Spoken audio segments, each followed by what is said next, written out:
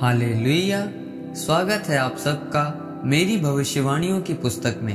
तो आइए हम आज के पवित्र वचन को पढ़ेंगे जो कि परमेश्वर के दास प्रेरित अंकुर यूसुफ नरूला जी द्वारा लिखा गया है। आराधना के महत्व को समझें। जैसा कि भजन संहिता अध्याय 100 उसकी 4 आयत में लिखा, उसके फाटकों से धन्यवाद और उसके आंगनों में स्तुति करते हुए प्रवेश करो, उसका धन्यवाद करो और उसके नाम को धन्य कहो। मेरे प्रियो, परमेश्वर की आराधना बहुत जरूरी है, क्योंकि जब आप परमेश्वर की आराधना करते हैं तो आप परमेश्वर को मजबूर करते हैं कि वह अपनी हद से बाहर आकर आप पर दया करे और आपको छुड़ाए। आराधना वह बंधन आपके जीवन से तोड़ती है जो आपकी प्रार्थना भी नहीं तोड़ सकती। इसलिए आप आराधना करने के महत्व को समझें। जब हम बाइबल में अय्यूब के बारे में पढ़ते हैं तो लिखा है कि जब अय्यूब पर परीक्षा आई थी तो अय्यूब की पत्नी ने कहा था कि अब तू परमेश्वर को श्रापित कर, अगर तू मरता है तो मर जा। श्रापित करने का मतलब है कि तू परमेश्वर की आराधना ना कर, क्योंकि आराधना करने का मतलब है परमेश्वर की प्रशंसा करना, उसकी महिमा करना, उसकी बड़ाई करना और उसके नाम को धन्य कहना। अय्यूब ने परमेश्वर की आराधना अपनी परीक्षाओं के दिनों में भी की और उसने अपनी पत्नी को कहा कि क्या जिस परमेश्वर के हाथ से हम सुख लेते हैं क्या दुख ना लें। और अय्यूब ने परमेश्वर की आराधना करनी नहीं छोड़ी और बाइबल में लिखा है कि फिर परमेश्वर ने उसके जीवन को बदला और उसे 7 गुना आशीष के साथ आशीषित किया और उसे ऊंचा किया। मेरे प्रियो, जब आप अपने पूरे मन से, आत्मा से परमेश्वर की आराधना करते हैं तो आप परमेश्वर की मर्जी और उसके दिल को बदल देते हैं।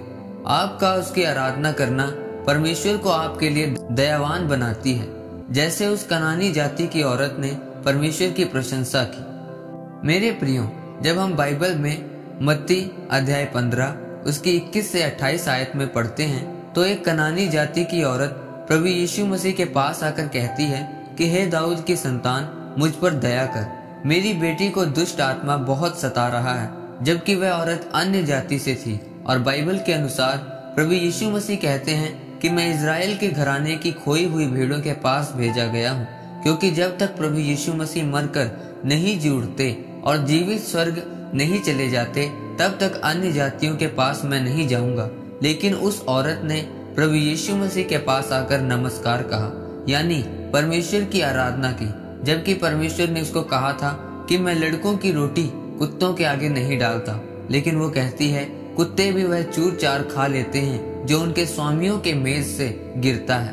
परमेश्वर ने कहा कि इस बात के कारण चली जा, क्योंकि तुझे आराधना करनी आती है और तेरा जवाब मुझे अच्छा लगा। जा, तेरी बेटी में से दुष्ट आत्मा उसको छोड़कर जा चुकी है और वो चंगी हो चुकी है। मेरे प्रियो, उस औरत की आराधना ने यीशु मसीह के दिल को बदल दिया।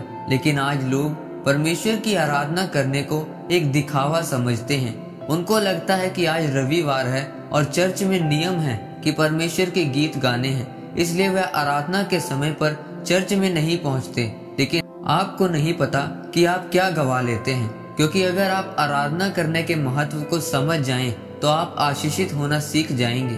बाइबल में इतनी उदाहरणें हैं कि जिन्होंने परमेश्वर की आराधना की तो वह बचाए गए, छुड़ाए गए और आशीषित हुए।